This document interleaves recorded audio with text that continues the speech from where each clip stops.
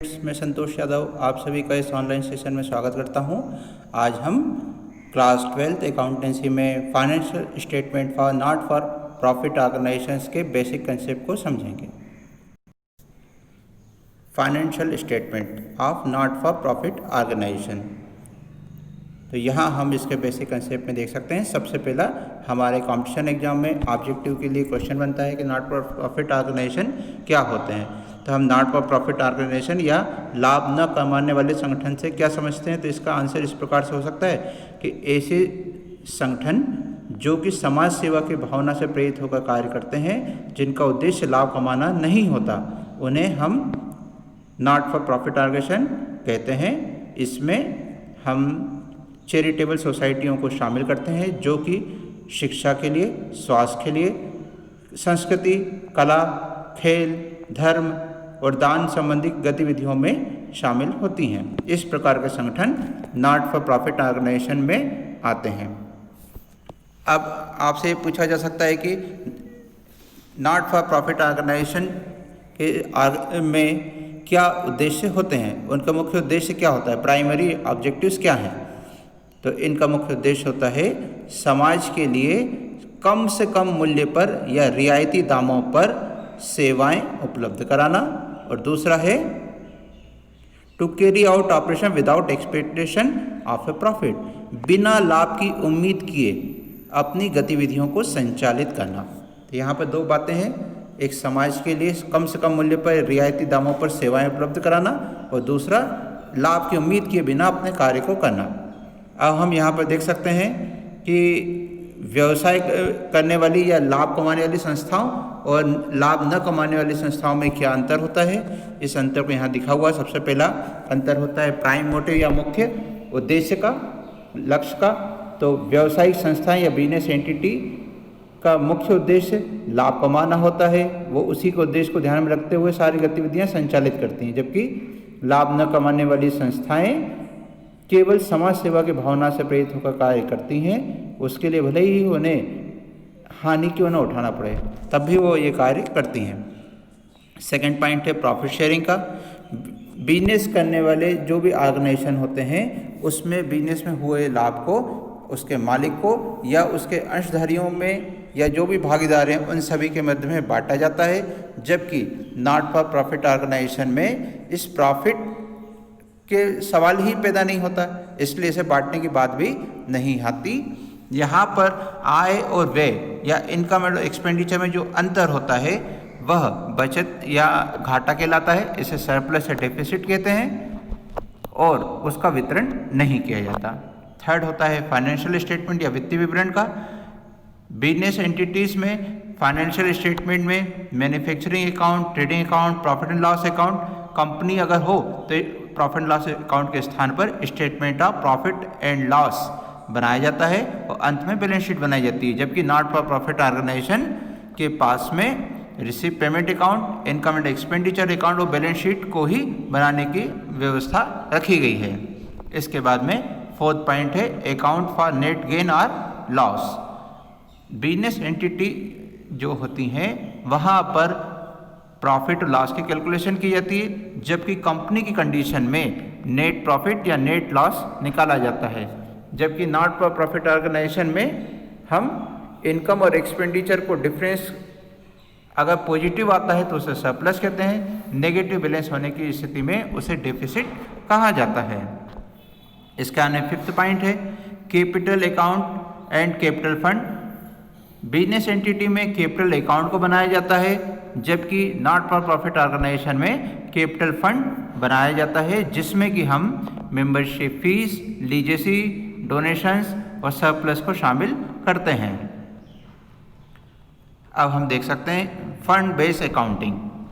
तो fund based accounting किस प्रकार की होती है, यहाँ पर इसके बारे में दिया गया है। तो हमारे नॉट फॉर प्रॉफिट ऑर्गेनाइजेशन में विभिन्न कार्यों के लिए हमें पैसा प्राप्त होता है, उन्हें हम फंड कहते हैं, जिसका खर्च केवल उन्हीं से संबंधित कार्यों में किया जा सकता है। इस प्रकार के कुछ फंड के उदाहरण इस प्रकार हैं, जैसे prize fund, tournament fund, sports fund, building fund. यहाँ पर जिस नाम का फंड है, इसका अर्थ ये हुआ कि उस फंड का पैसा उस कार्य के लिए ही खर्च किया जा सकता है। जैसे बिल्डिंग फंड, इसका अर्थ हुआ कि इस फंड में जमा पैसे को केवल बिल्डिंग से संबंधित कार्यों पे ही खर्च कर सकते हैं। स्पोर्ट्स फंड का पैसा केवल स्पोर्ट्स एक्टिविटी के लिए ही खर्च किया जा सकता है। इस प्रकार से हम यहाँ पर इसे स्पेसिफिक रिसिप्ट के रूप में देख सकते हैं। अब हम यहाँ देख सकते हैं रिसिप्ट एंड पेमेंट अकाउंट यानी प्राप्ति भुगतान खाते का एक फॉर्मेट दिया गया है, जिसमें हम देख सकते हैं दो पक्ष हैं, डेबिट साइड और क्रेडिट साइड। डेबिट साइड की ओर हम रिसिप्ट को दर्शाते हैं, यानी बिजनेस में जो भी प्राप्ति होंगी उन्हें लिखा जाता है, और क्रेडिट की ओर हम पेमेंट को दर्शाते हैं। शुरुआत इसकी प्रारंभिक शेष या ओपनिंग बैलेंसेस से की जाती है। यदि डेबिट बैलेंस होता है तो उसे डेबिट की ओर टू बैलेंस BD करके लिखते हैं, और क्रेडिट बैलेंस होने पर बाय बैलेंस BD करके दर्शाया जाता है। यहाँ पर बैंक ओवरड्राफ्ट होने की स्थिति में एंट्री लिखी जाती है। इसके बाद में हम देख सकते हैं डेबिट साइड की ओर रिसिप्ट की रेवेन्यू रिसिप्ट कौन कौन सी होती है उनको दिखाया गया है। जहाँ पर सबसे पहले हम देख सकते हैं सब्सक्रिप्शन दिया है। इसमें प्रीवियस ईयर यानी पिछले साल का, करंट यानी वर्तमान वर्ष का, और नेक्स्ट ईयर मतलब कि अगले वर्ष का जितना भी हमें प्राप्त होता है उन सभी को लिख कर उनका टोटल अमाउंट में लिख दिया जाता है। इसके बाद में जनरल डोनेशन यानी सामान्य किस्म के दान जिनका कोई विशेष उद्देश्य नहीं होता देने का। इसके बाद में general grant, entertainment receipt, interest receipt on investments, dividends को लिखा जाता है। इसके अलावा हम sale of old newspaper, periodical magazines और वेस्ट पेपर के सेल को भी इसमें लिखते हैं। एंट्रेंस फीस और एडमिशन फीस भी लिखी जाती है। Rent receipt, sundry receipt, sale of old sports material को भी इसमें लिखा जाता है। इनकम फ्रॉम कंसर्ट या इनकम फ्रॉम लेक्चर्स को भी लिखते हैं। Advertisement in the year book, proceed from charity shows and miscellaneous receipt को लिखते हैं। इस प्रकार से हमने देखा कौन कौन सी रेवेन्यू रिसिप्ट थी, उन सभी को लिखा जाता है। इसके बाद में हम इसमें कैपिटल रिसिप्ट को लिखते हैं। यहाँ हमें ध्यान देना होगा कि हम केवल वही अमाउंट लिखेंगे जो एक्चुअली हमें कैश के रूप में प्राप्त हो चुकी है। कैपिटल रिसिप्ट में हम एंडोमेंट फंड की रिसिप्ट को, लीजेसी को, लाइफ मेंबरशिप फीस को, सब्सक्रिप्शन को जो कि किसी स्पेसिफिक पर्पस के लिए हमें मिला हो, इसी प्रकार से डोनेशन और ग्रांट जो स्पेसिफिक पर्पस के लिए हमें मिली हो, विशेष उद्देश्य के लिए मिली हो, उन्हें इसमें लिखते हैं। यदि सामान्य उद्देश्य होता है तो वो रेवेन्यू रिसिप्ट मानी जाती है, और यदि स्पेशल कोई उसका पर्पस होता है तो उसे कैपिटल रिसिप्ट माना जाता है।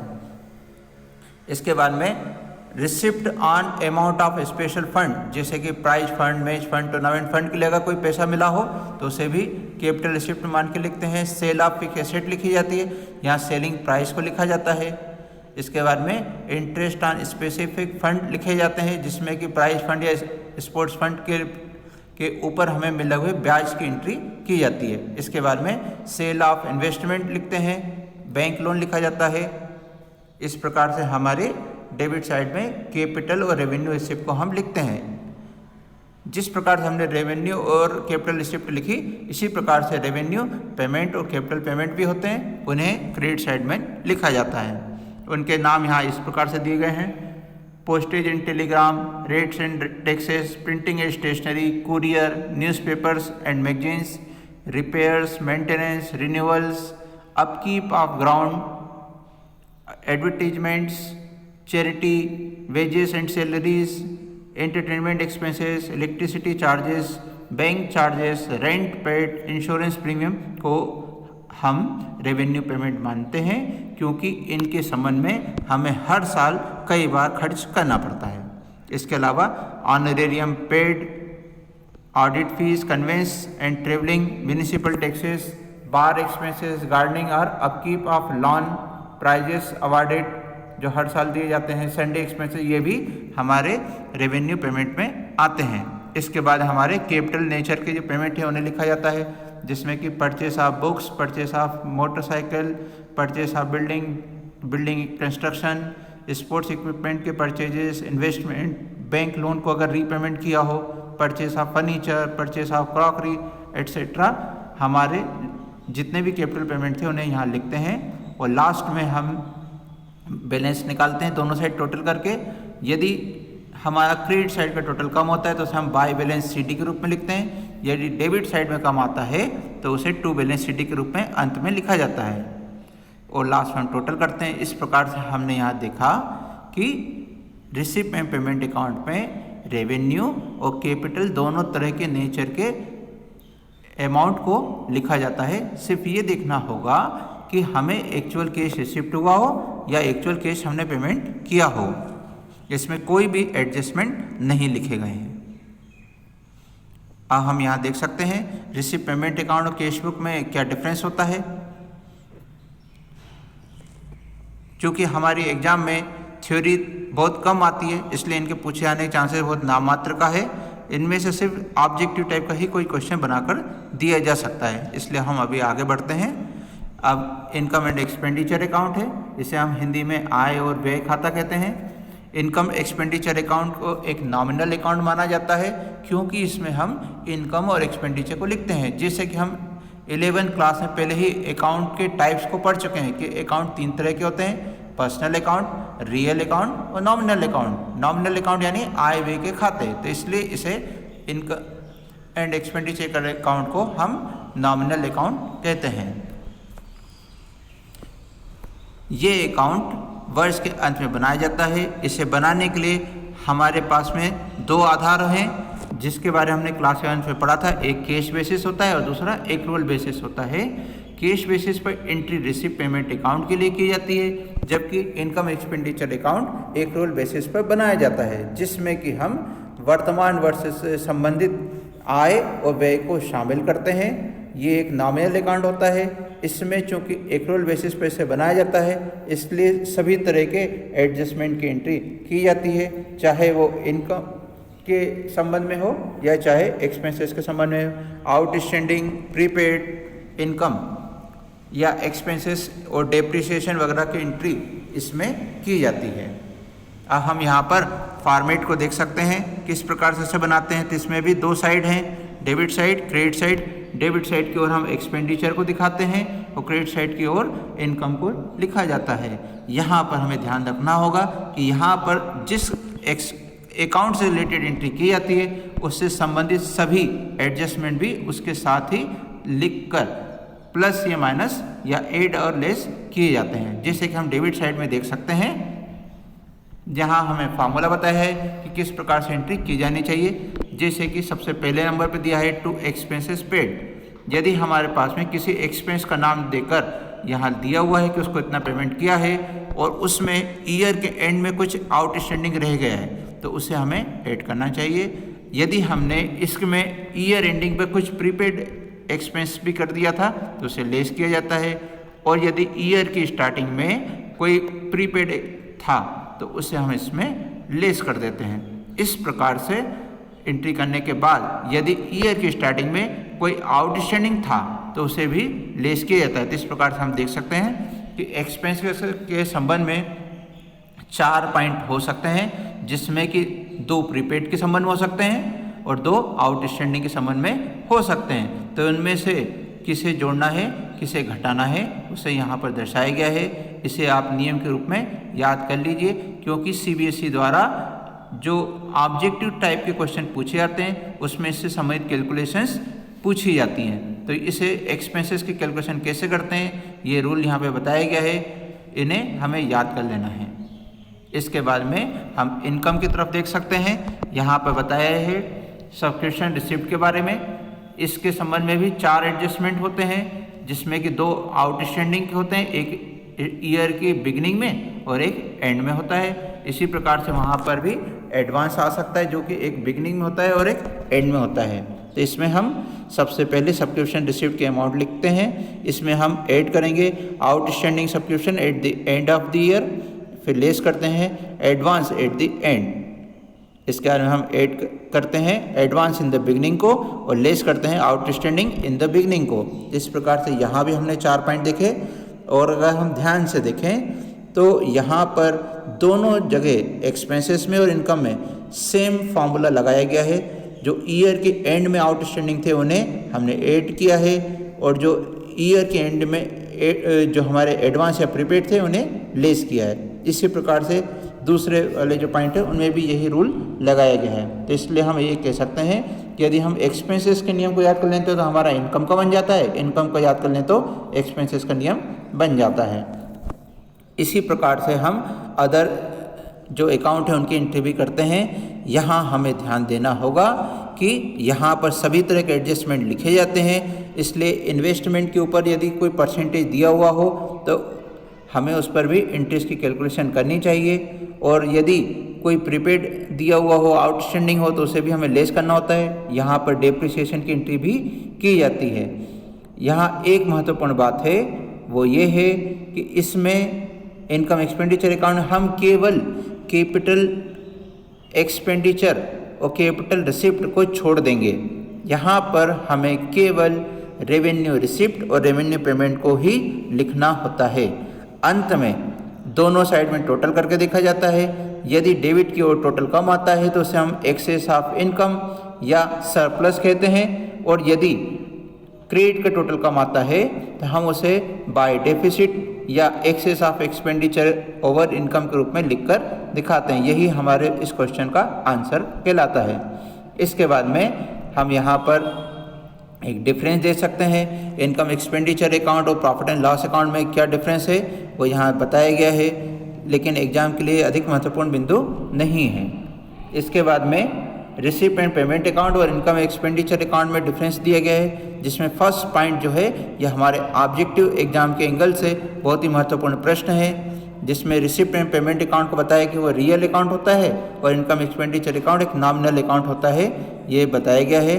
तो इसे हमें याद रखना है, ये ऑब्जेक्टिव में इसके ऊपर क्वेश्चन बनाकर पूछा जाता है। इसके बाद में इसमें क्या क्या लिखेंगे क्या नहीं लिखेंगे, इनके संबंध में पॉइंट दिए गए हैं जो कि अधिक महत्वपूर्ण ऑब्जेक्टिव एग्जाम के एंगल से नहीं होते हैं। इसके बाद यहाँ पर जो 8th पॉइंट है ये हमारे एग्जाम के एंगल से महत्वपूर्ण है कि हमारे रिसिप्ट एंड पेमेंट अकाउंट में हम रेवेन्यू और कैपिटल दोनों ही नेचर के ट्रांजैक्शंस को लिखते हैं, जबकि इनकम एक्सपेंडिचर अकाउंट में केवल रेवेन्यू नेचर के ट्रांजैक्शंस को लिखा जाता है। इसके बाद 9वां पॉइंट भी इम्पॉर्टेंट है, हम रिसिप्ट एंड पेमेंट अकाउंट में कोई भी एडजस्टमेंट नहीं लिखते, जबकि इनकम एक्सपेंडिचर अकाउंट में हम सभी तरह के एडजस्टमेंट को लिखते हैं। इसके बाद में आता है बैलेंस शीट। बैलेंस शीट बनाने का फॉर्मेट वही होता है जिस प्रकार से हम बिजनेस ऑर्गेनाइजेशंस के लिए बनाते हैं, सिर्फ कैपिटल के स्थान पर यहाँ पर कैपिटल फंड वर्ड का यूज़ किया जाता है। बाकी की प्रोसेस सेम उसी प्रकार की रहती है। यदि हमें क्वेश्चन में कैपिटल फंड न दिया हो तो उसे हमें ओपनिंग बैलेंस शीट बनाकर कैलकुलेट करना होता है। यहाँ पर प्रॉफिट के स्थान पर सरप्लस को जोड़ा जाता है, कैपिटल की जगह पे कैपिटल फंड लिखेंगे और उसमें प्रॉफिट की जगह पे सरप्लस को ऐड करते हैं, और नेट लॉस की जगह पर यहाँ डेफिसिट लेस की जाती है। 3rd पॉइंट में रूल दिया है, एक्रूड इनकम और प्रीपेड एक्सपेंसेस को हम बैलेंस शीट के एसेट साइड में शो करते हैं। इसी प्रकार से हमें एडजस्टमेंट के संबंध में क्या क्या रूल्स होंगे वो यहाँ पे बताए गए हैं, जिन्हें कि हमें याद करना चाहिए, लेकिन एग्जाम में बैलेंस शीट आने का चांसेस बहुत ही कम होता है, इसलिए इनकम एक्सपेंडिचर पर हमें ज़्यादा ध्यान देने की ज़रूरत है। तो यहाँ पर बैलेंस शीट कैसे बनेगी उसको फॉर्मेट में दिखाया गया है, बिल्कुल उसी प्रकार का है जिससे कि हम बिजनेस ऑर्गेनाइजेशन के लिए अभी तक बनाते रहें। जो भी हमारी एसेट होती हैं उसमें ओपनिंग बैलेंस में हम अगर कुछ नया खर्च हमने किया था तो उस एडिशन को प्लस करते हैं और सेल होने पे लेस करते हैं, और डेप्रिसिएशन को भी लेस किया जाता है। और एसेट साइड के बाद में लायबिलिटी की तरफ हम देखें तो कैपिटल फंड में सरप्लस को प्लस करते हैं और डेफिसिट होने पर लेस किया जाता है। इस प्रकार से इनकी एंट्रियां की जाती हैं। अब हम स्पेशल फंड को देख सकते हैं लायबिलिटी की तरफ। यहाँ पर हम ओपनिंग बैलेंस में ऐड करते हैं अगर उससे संबंध में कोई डोनेशन हमें मिला हो, इसके बाद में कोई इंटरेस्ट अगर हमें मिला हो उस फंड से रिलेटेड तो उसे भी प्लस किया जाता है, और अगर हमने कोई अवार्ड बांट दिया था तो उसे हम लेस करते हैं। इस प्रकार से हमारे जो फंड हैं उनके लिए हमारा एक रूल क्रिएट हो गया कि हमें बैलेंस शीट में इसे लिखते समय डोनेशन और इंटरेस्ट को ऐड करना चाहिए, और उसमें जो एक्सपेंसेस हमने किया था उसे लेस कर देना चाहिए। इसी तरह से यहाँ स्पोर्ट्स फंड को जैसे दिखाया था उसी तरह से नीचे एक बिल्डिंग फंड को भी दिखाया गया है किस प्रकार से एंट्री की जानी चाहिए। इस प्रकार से हमारी बैलेंस शीट हमें बनाना होती है। अब हम यहाँ पर एक थ्योरी में समझ सकते हैं कि यदि एग्जाम में आपको सब्सक्रिप्शन की कैलकुलेशन करने के लिए दिया जाए कि आप कैलकुलेट करके बताइए, तो उसे कैसे करना चाहिए। तो सब्सक्रिप्शन की कैलकुलेशन करने के लिए यहाँ पर एक फॉर्मेट आपको बनाकर दिखाया गया है। हम इस प्रकार से इसकी कैलकुलेशन कर सकते हैं, जिसमें कि हमें ये पता चलता है कि इनकम एक्सपेंडिचर अकाउंट में सब्सक्रिप्शन की कितनी अमाउंट हमें लिखनी है। यहाँ हम देख सकते हैं, सबसे पहले हम लिखते हैं subscription received during the current year, total कितना पैसा मिला था इसे लिखा जाता है। यहाँ पर हमें प्रीवियस ईयर, करंट ईयर और नेक्स्ट ईयर की सारी जो टोटल अमाउंट है उसे लिखना चाहिए। इसमें हम ऐड करेंगे 2 पॉइंट, जिसके बारे में हमने पहले भी देख लिया था, वही पॉइंट यहाँ फिर से लिख के दिखाए गए हैं। Subscription outstanding at the end of the year को हम प्लस करते हैं, subscription received in advance in the beginning of the year को भी प्लस किया जाता है। फिर दोनों का टोटल हम सेकंड कॉलम में लिखकर टोटल कर देते हैं। तो इस प्रकार से हमारी सेकंड कॉलम की थर्ड अमाउंट आ जाती है। इसके बाद में लेस वाले में देखेंगे 2 पॉइंट हैं, जिसमें आउटस्टैंडिंग सब्सक्रिप्शन जो बिगनिंग में था उसे लेस किया जाता है, और इसी प्रकार से जो एडवांस सब्सक्रिप्शन में एंड में मिला था उसे भी लेस किया जाता है। और लास्ट में इन दोनों को टोटल करके हम लेस की अमाउंट निकालते हैं, और फिर लास्ट कॉलम में दी गई लास्ट के 2 अमाउंटों को लेस कर लिया जाता है। तो हमें फाइनल अमाउंट निकलती है, जो कि हमें बताती है कि सब्सक्रिप्शन की वो अमाउंट जो कि इनकम एक्सपेंडिचर अकाउंट में लिखी जानी है। इसे ही हम इस प्रकार से अकाउंट के फॉर्मेट में भी बनाकर दिखा सकते हैं। इसके बाद में है life membership fees. Life membership fees वो एक लमसम अमाउंट होती है जो किसी भी मेंबर द्वारा अपने मेंबरशिप के एनुअल सब्सक्रिप्शन के स्थान पर चुकाई जाती है। इसमें हर साल पैसा देने की बजाय एक बार में ही मेंबर के द्वारा इतना पैसा चुका दिया जाता है कि उसे होल लाइफ का पेमेंट मानकर ऑर्गेनाइजेशन के द्वारा रख लिया जाता है।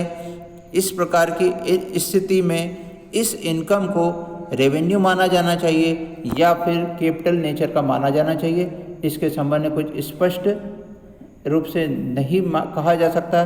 कुछ लोगों का मानना है कि इसमें चूंकि एक व्यक्ति से एक ही बार पैसा मिलता है, इसलिए इसे कैपिटल नेचर का माना जाना चाहिए। जबकि कुछ विद्वानों का कहना है कि चूंकि हर साल कुछ लोग लाइफ मेंबरशिप फीस चुकाते हैं, कुछ लोग लाइफ मेंबर बनते हैं, इसलिए इस अकाउंट में हर साल पैसा आता है, इसलिए इसे रेवेन्यू नेचर का माना जाना चाहिए।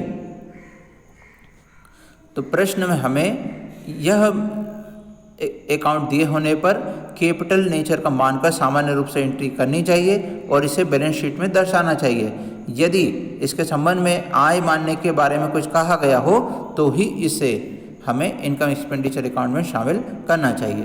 क्वेश्चन में जो इंस्ट्रक्शन है उन्हें ही फॉलो किया जाना चाहिए। इसके बाद में एंट्रेंस फी या एडमिशन फीस है। ये एक मेंबर के द्वारा अपने मेंबरशिप के ज्वाइनिंग के रूप में दी जाती है। इसके संबंध में रेवेन्यू माने जाने का नियम है, क्योंकि हर साल कुछ लोग नए मेंबर बनते हैं। इसके बाद में है लीजेसी। इसमें नॉट फॉर प्रॉफिट ऑर्गेनाइजेशन के रूप में के पास पैसा तब आता है जब उसके किसी मेंबर की मृत्यु हो जाती है और उसकी वसीयत या विल के अनुसार उसकी संपत्ति नॉट फॉर प्रॉफिट ऑर्गेनाइजेशन को दे दी जाती है। इस स्थिति में इसे रिसीव पेमेंट अकाउंट के डेबिट साइड में प्राप्ति में लिखते हैं, और इसे चूंकि बार बार इस प्रकार की स्थिति होने की संभावना नहीं होती, इसलिए इसे कैपिटल नेचर का मानते हुए कैपिटल रिसिप्ट माना जाता है और बैलेंस शीट में लायबिलिटी साइड में शो किया जाता है। यदि जहाँ ध्यान देना होगा, लीजेसी रूप में मिलने वाली जो अमाउंट है अगर बहुत छोटी होती है तब इसे हम रेवेन्यू रिसिप्ट मानते हैं और इनकम एक्सपेंडिचर अकाउंट के क्रेडिट में शो किया जाता है। बड़ी अमाउंट होने पर बैलेंस शीट में लिखते हैं, छोटी अमाउंट होने पर इनकम एक्सपेंडिचर में। इसके बाद में होता है डोनेशन के बारे में। तो ये एक सामान्य रूप से गिफ्ट की अमाउंट होती है। डोनेशन 2 प्रकार के होते हैं, जनरल डोनेशन और स्पेसिफिक डोनेशन। जनरल डोनेशन को में छोटी छोटी अमाउंट प्राप्त होती हैं जिसका कि ऑर्गेनाइजेशन किसी भी कार्य में खर्च कर सकता है। इस प्रकार की स्थिति होने पर हम जनरल डोनेशन की अमाउंट को रेवेन्यू रिसिप्ट मानते हैं और इसे इनकम एक्सपेंडिचर अकाउंट में इनकम मानते हुए क्रेडिट साइड में लिखा जाता है। जबकि स्पेसिफिक डोनेशन किसी खास उद्देश्य के लिए प्राप्त होते हैं। इस पैसे का उपयोग केवल उस कार्य में ही किया जा सकता है, इसलिए इसे हम कैपिटल नेचर का मानते हैं और इसे बैलेंस शीट के लायबिलिटी साइड की ओर दिखाया जाता है। लेकिन यदि प्रश्न में इसके संबंध में न बताया गया हो कि ये स्पेसिफिक डोनेशन है या जनरल डोनेशन है, तब इसे हमें जनरल डोनेशन मानना चाहिए और इसके संबंध में वर्किंग नोट में एंट्री करनी चाहिए। यदि स्टूडेंट चाहे तो इसे स्पेसिफिक डोनेशन भी मानकर बैलेंस शीट में लिख सकता है, लेकिन इसके लिए उसे वर्किंग नोट में एक लाइन लिखना पड़ेगी कि उसने उसे क्या मान के एंट्री की है। तो दोनों ही स्थिति में हमें इसमें मेंशन करना चाहिए कि हमने क्या मानकर एंट्री की थी। इसके बाद में है एंडोमेंट फंड। एंडोमेंट फंड एक कैपिटल नेचर की रिसिप्ट होती है, इसलिए इसे हम बैलेंस शीट के लायबिलिटी साइड में लिखते हैं। इसके बाद में स्पेसिफिक फंड आते हैं जो कि किसी खास कार्य के लिए होते हैं, जैसे building fund, tournament fund, sports fund, library fund, इस प्रकार के। तो इनके रूप में मिलने वाला पैसा हमारी कैपिटल नेचर का होता है और इसे हम बैलेंस शीट में लायबिलिटी साइड में शो करते हैं। इसके बाद में कैपिटल फंड है। कैपिटल फंड को हम बिजनेस में लगाए गए कैपिटल के समान मान सकते हैं, परंतु ये उस प्रकार का नहीं होता है, परंतु इसकी कैलकुलेशन उसी प्रकार से की जाती है। कैपिटल फंड को हम बैलेंस शीट के लायबिलिटी साइड में शो करते हैं और इसमें सरप्लस के अमाउंट को प्लस किया जाता है और डेफिसिट होने पर लेस करते हैं। इसके बाद में है sale of used sports material. यदि बिजनेस में किसी यूज्ड स्पोर्ट्स मटेरियल को सेल कर दिया जाता है, तब ऐसी स्थिति में उससे मिलने वाले पैसे को हम रेवेन्यू मानते हुए इनकम एक्सपेंडिचर अकाउंट के डेबिट साइड में लिखते हैं। इसके बाद में है sale of old newspaper, magazines या पीरियोडिकल्स। इनसे मिलने वाले पैसे को हम रेवेन्यू रिसिप्ट मानते हैं और इनकम एक्सपेंडिचर के क्रेडिट साइड में लिखा जाता है। नेक्स्ट है sale of consumable items. Consumable item वो होते हैं जो कि एक बार उपयोग के बाद में ख़त्म हो जाते हैं और इससे सेल करने से अगर हमें पैसा मिलता है तो उसे रेवेन्यू रिसिप्ट माना जाता है और इनकम एक्सपेंडिचर अकाउंट के क्रेडिट में हम लिखते हैं। इसके बाद में है calculation of cost of supplies and material consumed. Exam में इसके संबंध में कैलकुलेशन आपको 1 नंबर के क्वेश्चन में दी जा सकती है। इसके लिए हमारा पहला वाला जो फॉर्मेट है इसको हम यूज़ करते हैं, जिसमें कि ओपनिंग स्टॉक को सबसे पहले लिखने के बाद हम ईयर में जितना भी हमने परचेज़ किया है कंज्यूमेबल आइटम का उसे प्लस करते हैं।